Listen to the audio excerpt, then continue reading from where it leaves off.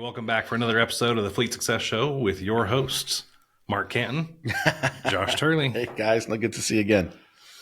I feel like we were just here. So, so I know last time we talked about NTEA, some of the questions you got from the crowd as you were doing your fleet management. What was the name of the course?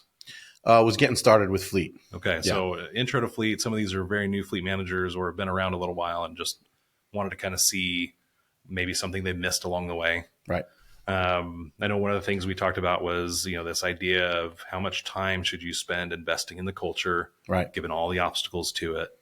But one of the things you had mentioned was kind of what started this conversation, and walk us into that. Yeah. So, we were going through the various pillars and so forth, like you said, and we were just kind of relating to the crowd for a little bit, common things people go through and that sort of a thing. And I think it's for whatever reason, it's a common character trait, I think, with many fleet managers to have hero complex, right? And want to solve all problems for the whole world all the time. On your shoulders, right. Be Atlas, right? Carry the weight of the world. Yeah, exactly. So, always putting out fires. And one of my, running jokes is, we should buy fleet managers fire helmets, that kind of a thing. So, but one of the things that, I've really learned a lot, I try to keep learning in my life. And one of the things that's kind of come out of the last few years, certainly working with you and the team here, and it's becoming more and more applicable in the world of fleet, is this concept of blood flow. And, we don't really think of it in that term, but,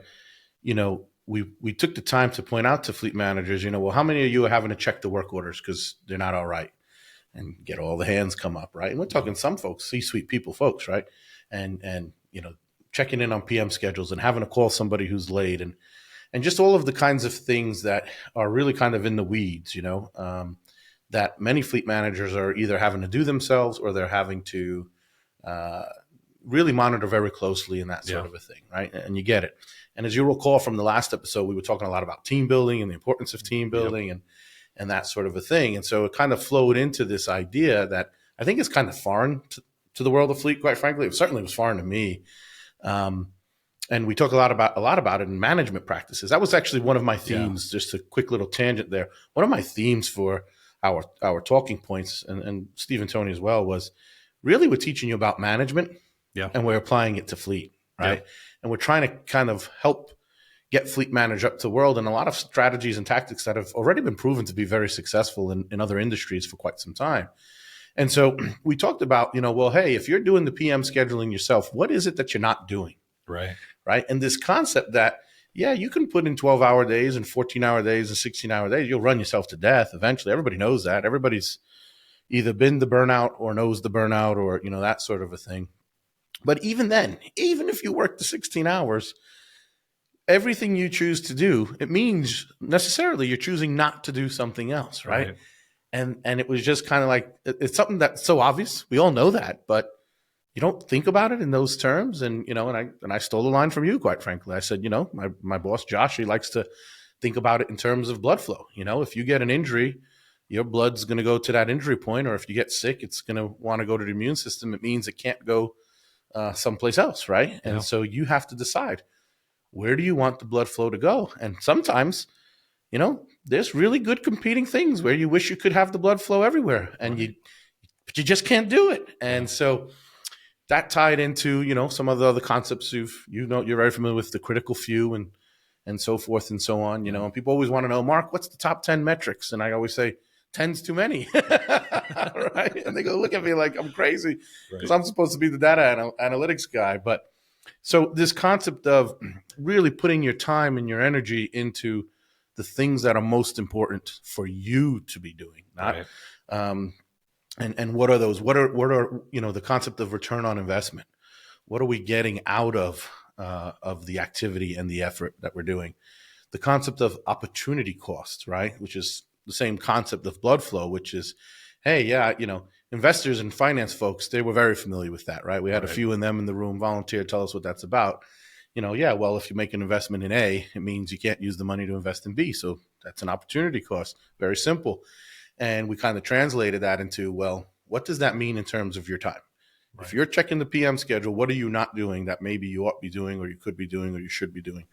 that might be a better return on investment, right? And that's not to say that PM scheduling is not important. It is to say that hopefully you have some team members you can count on to do that kind of a thing, right? And so it was just amazing the first the faces I got, because it was like you could see light bulbs going off, and Yeah. people naturally understand the concept, I think, and yet they just haven't paused and thought about it in that way, Right. and it was almost magical. Honestly, it was a wonderful experience for me because I had never really, I've been teaching at NTEA and other places and doing one-on-one style classes and for quite some time.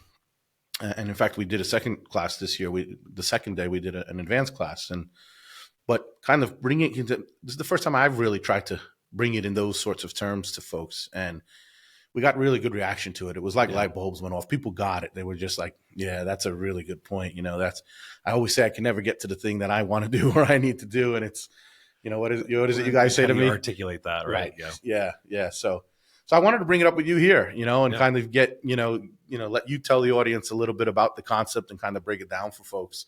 Because I think it's something that after having that experience, I think more fleet managers need to hear about that and kind of, try to apply that concept to their everyday, but even their strategic thinking, right? Like, what are we going to put time and energy into this year, right? As opposed to something else. So it's really a neat concept because it's both way up high, on a strategic, but it's also on a day-to-day tactical level, right? Right. Yeah. So I was going to ask you, you do give me your breakdown of how this concept works and how do you apply it? Yeah. So this is a concept I got from somebody named Tyler Norton, who was a coach that we brought in for a little while. He's coached several other, businesses, and he's a business owner himself. And he came in and it was this concept. And I think what makes this work, right? And I think what makes any kind of model work is when you can take something complex and turn it into something that's like the light bulb moment, as you said, comes from how simple it is when you understand it. Right. And can I take a really complex, idea and boil it down to a very simple illustration, right? Me, I love a good analogy. Yeah. I love a good, I don't even remember what the word is, but the idea that I can take something and relate it to the physical world, right? It's a metaphor. There's another word for it, and so what I like to do is kind of find those concepts and then explain them, right? And blood flow concept is one of those. And the way that it works is essentially your body has a finite amount of blood in it, right? It can produce more, but really you can't hold more blood capacity unless you really work to expand your blood flow, right? But even then, there's an upper limit. There's an upper limit to how much blood your body can hold. Right. And if you think about, when your body is injured or when it's growing, right, your body will send blood flow to where it needs to go. If there's no injuries, what it does is it sends blood flow to your growth plates, to the muscles, right, so that they can grow and expand and operate as normal. But it's a strategic decision your body is making to send blood to those growth plates. What ends up happening though is when you get injured, let's say you break your arm or you get a cut. In fact, I love, this idea of like breaking an arm or getting like a bonk on your head, right? What's the first thing that happens to your body? Right. It swells, right? Well, what's it swelling with? Blood, right? It's literally what your body does is it pulls blood from other areas in your body and it sends it to the area of injury, right? That's why one of the first things they teach you in first aid is stop the bleed. Right. It doesn't matter what else is going on with the patient. You have to stop the bleeding, right? If they're bleeding, they will bleed out. They will lose their blood flow because the body will pull the blood from all the other areas and push it to the injury, right? That's why people go into shock, right? Is because they literally are losing blood flow from their critical areas and it's going to the injury. When you're hypothermic, what does it do? It pulls it in from the extremities and it centers it in critical mass to protect itself, right? Trying to keep you warm. All it's doing is moving blood from one part of your body to another. Right. And the concept goes is that your business is no different. The difference is that blood in business is time and money, right? Which is one of our 4 pillars is resource efficiency, is how do I make the most of the time and money that I'm given? And the concept then is you can either send blood, aka time or money, into growth plates, which are like, strategically, what am I going to do to intentionally grow my fleet? If I'm going to, improve an operation or do something like that. It's something new, it's innovative. It might be a new initiative that's coming down, EVs, whatever. Right. Or I can send blood flow, aka time and money, into injuries, like issues, inefficiencies, things that are stopping me from operating at peak health, right? And so for managers, I think the concept that a lot of us struggle with is this idea of what we call opportunity cost, right? And the blood flow analogy illustrates that really well. Opportunity cost is basically there's the cost of doing something. You know, how much does it actually cost you to go out and buy, you know, a movie ticket, right? Right. But then there's the opportunity cost, which is what could you have spent that money on and what could you have spent that time on instead? Right. And we usually don't account for what we could have done instead with that resource, right? When you think about it in the blood flow analogy, it forces you to recognize that there are trade-offs. Every decision you make, there's a trade-off that you're deciding not to do something else. And it forces you to think about, what am I not doing because I'm choosing this, right? And so for managers, as we talk about strategic thinking, it's to recognize what are the opportunity costs, what are the things you're literally saying no to, and getting really clear about that. Because honestly, the most powerful piece of this is that you're intentionally saying no to something else in order to say yes to this. Right. For a lot of us, it's too easy to try to say yes to everything. Right. And then we end up overtaxed, right? And you can imagine that if we demanded our body to send blood flow to everything, we would literally faint and pass out. We'd go into shock. And our businesses are no different. It will overwhelm us. It'll overwhelm our people, our teams. And so we have to be very strategic about focusing on the vital few, right? Like you don't have an unlimited number of growth plates. There's only a few. Hopefully you don't have an unlimited number of injuries. Otherwise you bleed out, right? Exactly. And so you have to focus on what's most important. And as we think about that, if we can intentionally set aside time, you know, and this is what we talk about, like our meeting rhythms and all of that. If we can essentially set aside time to think about what are we working on? What are all the things that we could work on? Identify those, right? Whether that's a growth plate, you know, somewhere where we can improve an operation, or if it's an injury, somewhere where it's like hurting us by not addressing it. If we can get all those listed out, then we can make a very calculated decision about where do we want to send the blood flow to? How much time do we really have? And let's be honest, time is usually the most limiting resource. Right. You know, there's money, there's funding, there's grants, there's things like that. You can always make more money at some point. Right. Time is almost always the most limiting resource, right? And when we can recognize that, we only have bandwidth for a few things. Right. Here at RTA, we really try to keep our focus to like 3, maybe 4 key initiatives. We found when we do 4, often that 4th one suffers and fails. Right. Unless somebody really like just wants to own it and make sure it gets across the finish line. But 4 is just, it distracts you too much. You're still saying yes to too many things. Right.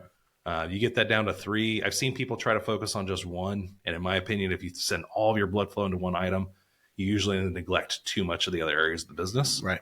You know, in this case, you know, maybe you send everything into PM compliance and then you start neglecting other things like availability and, you know, technician productivity. The idea is that you need to kind of focus on what are your top 3. Don't tell me top 10. Right. What are your top 3 metrics, and just 3 at a time until you get them to a point that they're stable. Almost running themselves. Exactly. Then you can shift. And that's why we do this every trimester, every quarter, is because you want to keep working on those things with sustained, focused intensity until you're done with it, or it's at least a point where it's kind of operating on autopilot, maybe with minimal effort and input, and it just becomes part of your DNA, right? Like you've already grown that muscle, and now you don't necessarily need to bulk it up. Now you need to kind of shift focus and say, okay, I've been working out my chest a lot. Now I need to go work on my back, right? So that I can kind of counteract some of that stuff. You don't stop working out on your chest. It just isn't the focus anymore, right? And so you start with your first top 3, work through those. Then you move on to your next set of 3, right? Or maybe it's, okay, well, one of these is done. Let's keep working on 2 and add a third, right? And then that becomes like the 4th thing you work on. And you just slowly cycle it out until you get through 10 different things, and each piece just starts building on the other. Right. So that's kind of the concept of blood flow. I just rambled on for another I love 10 minutes. I love it. But yeah, I want to kind of, so you make some good points, and I want to kind of like try to attach it a little bit for folks. Like, so when you talk about the point you made with the back and the chest, I love that analogy, right?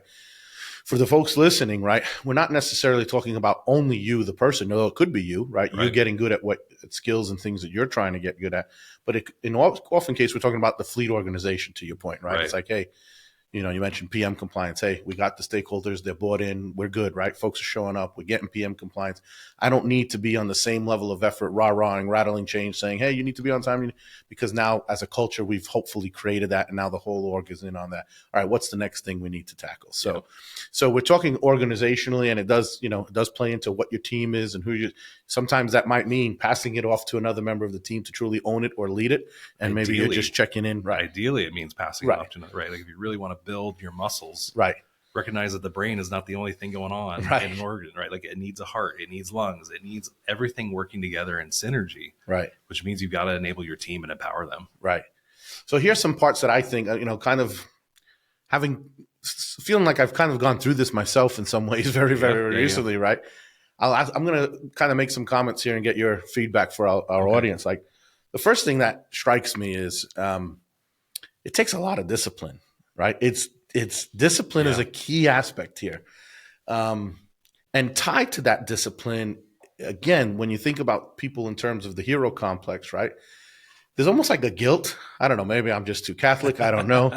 But you almost feel guilty, right? You feel like I'm supposed to be doing all of this, right? And I need to do it. And if I don't do it, who's going to do it? And the whole world's going to fall apart if I don't do it, right? And so you need to overcome that somehow and kind of be honest with yourself. You just simply can't do it all. Yep. Part of that is being able to take the gut punch of, all of those things I can't get to, they're going to be losses for a while. And they're going to keep punching me in the face, and I'm just going to have to accept it until I can get to it, right? Yep. And then that's the other piece. Like those are the three things that, it's like, just because it's not the thing you chose to be most important doesn't mean we're saying it's not important. Exactly. It's just first things first, so to speak, right? Yeah. Like the old saying goes, first things first. So there's like I don't remember if you've ever watched The Incredibles, right? Yeah. Oh yeah, great. And the villain there, right? And he has a great line, which is basically, "Hey, when everybody's super, then no one will be." Right. And the same thing's true about priorities. If it's all important, then none of it's important, right? And I think that's the dilemma that we run into is this concept of like, oh my gosh, I'm overwhelmed. There's too many things to focus on. And Mark, you're out of your mind if you think I can stop focusing on, whatever, insert your metric here. Right. Because our first thing, anytime we go into a fleet is number one, availability. Number two, driving availability, PM compliance, right? Like how good are your PM program? That's right. The third, then we're going to start looking at, technician efficiency or some other parts availability, whatever is driving the disability, right? Exactly right. Unavailability. It's almost right. It's like a pyramid of metrics, right? Like right, exactly right. But I think that's when we think about that, that means that some of this other stuff isn't going to get done. But here's the truth of it, right? And this is going to be hard to hear. It's already not getting done, right? Because you're not delivering on the thing that matters most. And I go back to this concept of like blood flow, right? And when you think about it's already not getting done, and if you're trying to do it all at once, you're going to kill the body at some point, right? You're going to kill the organization. If it's all important, then none of it is, right? And I forget what the original the question was that you had asked, but it really comes back down to being willing to say no to things. That's the discipline part, right? So one of my big challenges whenever I've tried doing this, right, is I have a focus issue. Because I get distracted by shiny objects, right? And we call this shiny object syndrome. Right. It's very human. It's very human. And as an entrepreneur, I'm always thinking, I'm always inventing, and I always want to move on to the next thing. Right. And so part of this is why we have a team. It's why I delegate to other team members, because it frees me up to be thinking big picture. But it also gives me a framework that I know that in 4 months' time, we're going to have a chance to pick another set of things to work on. Right. And within that 4 months, I know that, okay, for right now, this is what we all agreed to. We all committed to it, and we're all on board. We're holding each other accountable. If I come in, way out of right field with a haymaker and I'm like, hey, team, we're doing this instead.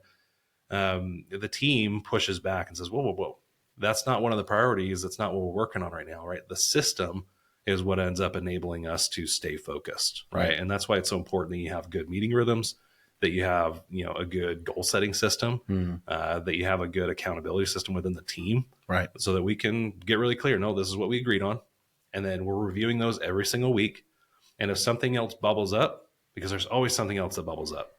That's why we're firefighters, right? Exactly. There's always a hot There's spot. always something. Yep. We can always sit and ask ourselves, is this more important than anything else that we've already agreed to as being the most important? Right. And Covey has a really interesting model, right, where it measures the importance of something versus the urgency of something, right? And I think a lot of times we get distracted by things that are urgent but not important. I'll raise my hand. I'm guilty right? of it, right? It's It's hard to distinguish between those two. Yeah. But if you take the time and you think about it, and then you compare it against, hey, we decided here's our top 3 for the trimester, or top 3 for the quarter. When those shiny objects do come up, you can evaluate, is this really critically important? And is it urgent? And is it more important and urgent than what we've already agreed to? Right. Because you already had the list. You had a list of 9 things that you picked from. At least when we go through our planning process, tons of them. Right. We eliminate half the list. We eliminate 2/3 of the list right. in order to pick those top 3. And we have to ask ourselves all the time, is this more important than either one of the 3 things we picked? And then we also ask ourselves, is it more important than any of the 6 we didn't? Right. Right. Because if it's not even in the top 10, what are we doing here? Right. We're doing the thing we want to do, not the thing we need to do. Right. Our priority failed. Yeah. Yeah. That's a really good point. My big brother used to say to me when I was a, tweener and teenager, he used to say, Mark, you're always confusing what you want with what you want right now. Yeah. Right. And that's kind of what that shiny object syndrome is a little bit about. It's like, I want it right now. Well, and you fixate on it and, So I just think that's a really interesting concept. I think that it's pervasive in the industry, this challenge, and so I really wanted to, I'm really happy to talk to you a little bit about it today and kind of bring it down to earth. Let me ask you then as well. And again, every organization is unique. And so what Josh is going to say has worked well for us and for him. Maybe it's going to be slightly different for you, but to kind of give a parameter, I'll ask you a couple of those two. Like, for example, you're mentioning 4 months, right? Mm-hmm. Talk a little bit about, give folks the insight into that, right? We're talking like 4 months is generally how we're doing trimesters, and we give ourselves, we call them OKRs. Folks can think of them as like goals, right? Mm-hmm. And for those 4 months, we have these goals, we have these objectives, and we're trying to achieve them. How do folks go about figuring out things like, how long should I give this before, we're just not good at that and we need to take another route, right? Because that happens in fleet. I mean, really on a very boots on the ground level. Hey, we're not good at alignments. Let's outsource it, and kind of. So number one, talk a little bit about the timing and how to feel that cadence out. Yeah. And then also number two, how to recognize when, okay, we need to change directions on this somehow, right? Kind of a thing. Yeah, so I'll speak to the first one, which is, picking a timing. And there really isn't a right answer as long as you pick one, right? Okay. So that's the very simple piece. If you already have quarterly goals from, maybe your city council has quarterly goals or a quarterly plan, it's easier to align with a structure that's already in place. So align with it. We found that as we were going through, we were doing quarterly at first. It's kind of the normal business thing, right? Yeah, it is. Publish quarterly reports every 3 months. What we found was that the amount of time we were taking to prepare for our offsite, the amount of time that we were preparing, using then, okay, we decided on our goals. Now we've got to disseminate that information to the rest of the team, roll it out. They all have to set their own department goals. And then each person sets their own individual goals. That takes time to cascade down through an organization. Right. The bigger the org, the longer it takes. Mm-hmm. And what we found was that, we were losing almost an entire month just to planning and rollout, right? Mm-hmm. And like you think about it, I think there's teams that are doing their offsites this week, right? We're 2 weeks into the next trimester, right? And we did our planning 3-4 weeks ago, right? So it takes anywhere from 3 to 4 weeks for us to kind of like get going, ready, because we have to spend a week ahead of time deciding on what we're going to work on, right? What's most important, collecting the information from the team. Yeah, and our meeting is actually kind of right in the middle of the whole thing. It's kind of the apex, if you will, of the journey, right? And so what we found was if we're losing a whole month to that means we only had 2 months to actually affect any kind of change or, strategic thing that we wanted to work on. And for me, I'd like to see a more sustained momentum behind something. If it's really important, it can be important for 4 months, right? And so we basically added an extra month to the cycle by doing that. And it just gives us more of a, I said this word before, which was sustained intensity. This is something Grandpa was really famous for talking about, was context switching, right? There's a penalty, a time penalty every time you switch context. You think about this, if you're a technician on a job, every time that he gets interrupted, right? There's a time penalty for him to get started back up again, right? And so they lose productivity, they lose efficiency by doing that. And the same concept. That's something we all feel every day. Every day. If you go to an office, or even if you don't, if you work from home, someone knocks on the door, right? Every day people should relate to that concept. Yeah. Interruptions, it just doesn't work, right? Right. And you think about this, these weekly meetings that we do, it's kind of an interruption. It's intentionally an interrupt in your thought pattern, in your working pattern. The quarterly meetings were an interrupt to keep things from just because otherwise status quo seeps in and you will just keep, it's like inertia, right? Things in motion tend to stay in motion. Yep. And the same thing's true for fleet. Same thing's true for in management. Right. And so these rhythms are there to kind of help keep the momentum where it's supposed to be, and redirect momentum where it needs to go. Right. And so for this case, the quarterly rhythms, they were interrupting that momentum a little bit too frequently. And we weren't getting as far as we wanted. We have ambitious goals and we were noticing that we weren't achieving. Right. We'd set 3 goals and we might achieve one of them. And the other 2 we made good progress on, but we needed more time.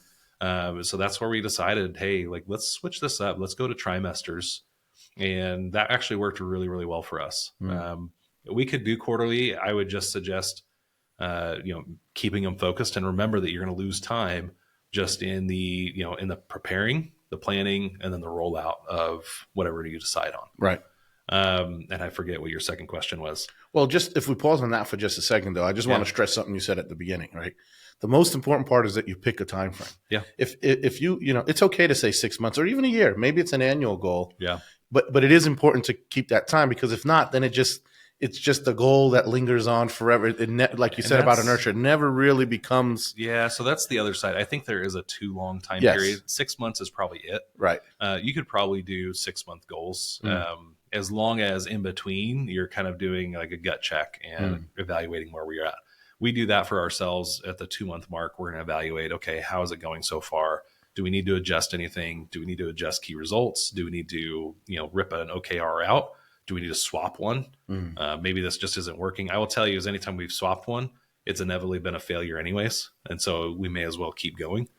But it helps us eliminate what I call sunk cost fallacy, which is, just because you've spent 2 months on something and it's the wrong thing, doesn't mean you need to invest 2 more months in the wrong thing. Right.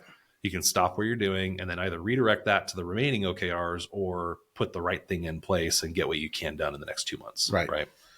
And it stinks to feel like maybe you wasted there, but there's some good even that comes out of that if you can recognize those sunks, right? Yeah.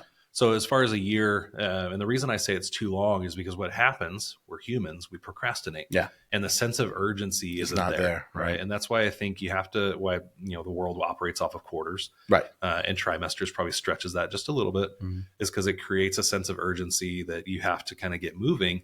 Otherwise, it will go a year. And what'll happen is you'll wait until, probably about September, if you're running on a calendar year, and then all of a sudden the momentum will come in. Right. So it's like, well, so the first 9 months were wasted and the back 4, right? 9 and 4 is 13, but you get what I'm saying. Yeah. That's where all of a sudden all the work happens. Right. And it's 80-20 rule in reverse. Right. Is that, 80% of the progress is made in 20% of the time. Right. And it just happens to be the back 20 because we're master procrastinators. Yes. Yeah. But that's a good point though, because, a lot of folks are getting from, the organization above them, annual goals and things of that nature, or sometimes even it's like a 5-year plan now with a lot of the sustainability projects and that going on, and being able to flip that on its head, right? So how do I take that big, huge goal and turn it into chunks that are a quarter or a trimester, as you say? Number one, remove some of the overwhelm, but number two, it makes it doable, right? Like, and it to your point, it really helps to ensure progress, because you've turned it into, well, if I got to get to 1,000 by the end of the year, well, how many do I need to get to by the end of the month to make that happen, right? And you think in those terms. And I think that's something that I do think that's something we, I like the way we try to do it there, and it does help. It makes it very real, Well, and I think the other side of this too is that, we might have 5-year plans, we might have a 1-year plan, but if you get too specific in a 1-year plan, what ends up happening is that throughout the year, there's different things that pop up. And all of a sudden, what you thought was going to be important and urgent in January, by May, it's like, oh, this actually doesn't matter anymore. Exactly. Right. And I think the ability to change direction is actually a bit of a superpower we have is, okay, we're going to make a sustained effort for 4 months and we're going to burn hot. And then we're going to take a step back and say, do we need to keep investing here? Or, okay, that feels right. Let's go ahead and shift the blood flow to a different area of the body. Right. If we spend an entire year working on that one area, we're going to be like, you ever see an arm wrestler? Yeah. Right. You walk in and they're like, that right arm is just Yeah. massive. And the left arm's like this little tiny stick. Right. And you're like, okay, it's because they spend all their time on one area. That's where the blood flow went. Exactly. Right. Or you watch like the big bodybuilder. You're like, I can tell who skips leg day. Right. Yeah. And that's exactly the issue, is that they're putting too much blood into one area of the body and not spreading it out. Right. And that if you go for a year or a 5-year plan and you don't do these smaller chunks, that's, kind of distributes the weight, you'll end up looking like that, where you're out of balance. One area is really strong and another area is so weak that it's actually hurting the rest of your foundation. Right. So I think that flows perfectly into what my other question was. And so you've kind of touched it there. And I think you touched it earlier as well about when you have to cut off something. But how do we recognize that, right? We have these goals. We're important. We've decided we're important. Hopefully we've done that with the team. And so, and again, human is, for most folks, especially in this industry, we're not going to give up on it all that easily, right? No. Like there's this thing inside of us. We don't want to give up. We want to go down fighting. We want to win. Yeah, right. So what are some signs? Like how do you recognize when it's, nope, we're circuit breaking this thing and, let's redirect that blood flow? Well, so another one of my sayings, I have a lot of sayings. Anybody who works with me knows that I just like throw them off. Where did that come from? All right. It's always, is the juice worth the squeeze? Right. And the second that the juice stops being worth the squeeze, we have to like circuit break it, as terminology that we use too, is that we have to stop working on that thing. Sunk costs. Don't keep throwing good money after bad. Right. Once you recognize that, it's okay to call it. Mm-hmm. But let's say that it's still a good idea, right? And you're just not making the progress that you want to make on it. And that's why we kind of put these checks in. We do this weekly. And we push each other to get better about this. But the idea is that because we have that weekly rhythm, we check in on it, at least every 2 months, we'll kind of get really deep about something and make sure, are we still making progress on this? Is to reflect and reallocate and say, we were saying that this was the most important thing, but in reality, we didn't make it a priority. Right. We didn't behave that way. Somebody always used to tell me, show me your calendar and I'll show you your priorities, right? Show me your budget and I'll show you your priorities. Right. And that's the thing I would go back and reflect on. If we're not making progress, then I'd go back and say, well, are we spending time in meetings talking about these issues? Are we making the decisions we need to make? How much time will we spend actually investing in this area of the business, right? And somebody will ask, well, how much time should I spend on goals versus just day-to-day operations? And again, the 80-20 rule works magically. Google does this. We do this. There's a lot of companies that do this, but like the 20% rule is that, at least be dedicating 20% of your budget and 20% of your time towards those initiatives. Right. If they're not getting the attention they need, they're not getting the time they need. And yes, again, that means saying no to other stuff. Right. Then, the non-important urgent stuff will pop in and will rob from the strategic issues. You've almost created a sunk, right? Because it could be well worth it and important. But if you're not giving it at least that 20%, you've almost doomed it to fail before it started, right? Exactly. Kind of a thing. Yeah. So that's how I know, like, if we're not making progress on something, it's almost always because we haven't spent the time on it that it deserves. And for us, what does that look like? It's our strategic ad hoc meetings we do. Where once a month, we'll meet. Actually, we do this 2 or 3 times a month. And we pick, 90-minute sessions, 2-hour sessions, and we pick a topic. We say, this is what we have to decide on this month, right? And we prioritize it. And we say, okay, what's next? What's next? And if we're not spending enough time talking about those issues, then stuff doesn't get done. Right. And some of it's tactical. It's not strategic. It's just, are we meeting enough? Are we working enough on that specific, deliverable? Right. And again, go back and look at your calendar. Go back and look at your budget. If those aren't geared or not showing you that this is a priority, then you have to make a change. Right. And either you change the priority, to reflect reality, or you change reality to reflect the priority. Right. And that's the piece I think we all struggle with. Yes. Is, okay, like I need to make a change. I need to make a sacrifice. I'm overweight. That means I need to stop eating so much. Right. And we have to be willing to change something in our, I'm going to call it our time diet, so that we're focusing on eating healthy on our calendar and eating healthy in our budget. Right. Right. Yeah. So that's a great point. So that's a good way to kind of sort of self-evaluate. Is this one I really need to cut off because it's just not gonna be there, versus as Josh said, we're not really giving it the time and the dedication that it should have had. And that'll help you to kind of evaluate, did we pick a good goal or not? Did we pick a good And if you're not giving it the time and it really is the priority, then change, right? You know, just think of it like the light ship clappers, right? Change, right? You know, just make the change. It's as simple as that, as you have the control and take the ownership to recognize that it's up to you. Right. And yeah, you have a team and you've got to get them all on board with you. But, you know, there's another saying is where there is no vision, the people perish. And it's up to you to consistently set that vision, right? What's the purpose? What are the values? What's the mission?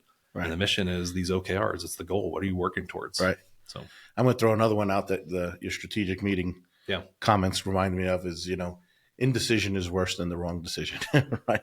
In most cases. Right? Yeah. So that's an important little side tidbit for folks. Take time to be thinking about what are the strategic things we need to be doing? What are the decisions, and talk with your team about it and be active about it.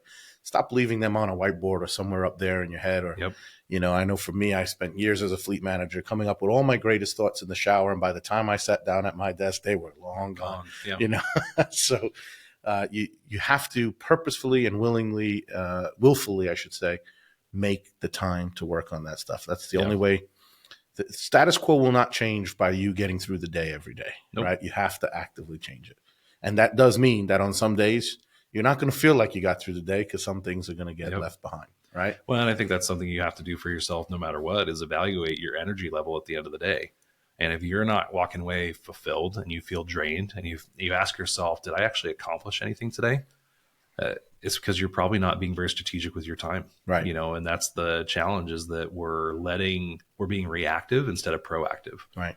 Which is a great way to not make any progress on anything. Exactly. Yeah. So we feel you, fleet managers, right? We're there, every day. But try to be as intentional as possible. So with that, I think that's going to wrap up our episode today. Sounds good. A lot of nuggets in this episode. As always, if you know a friend that hasn't heard of the Fleet Success Show, send them our way, right? We'd love to hear from you. If you have questions you want us to answer on the podcast, you want to hear from any of our fleet experts, right? Tony, Mark, Nathan, Facundo, Steve, not so much me, but, you know, anytime you want a management leadership thing, I'll throw that at you too. Although I've been known to get into the availability PM discussion quite a bit as well. He's looked at a lot of that in his time, yes, folks. I have. Send it over to podcast@rtafleet.com. We'd love to hear from you. I'd love to hear your comments. If you just love listening to the show, send that over too. You know, sometimes Mark and I just need a little pick me up. Yep. So with that, that's going to do it for today's episode. As always, fun. Thank you again. Take care, everyone.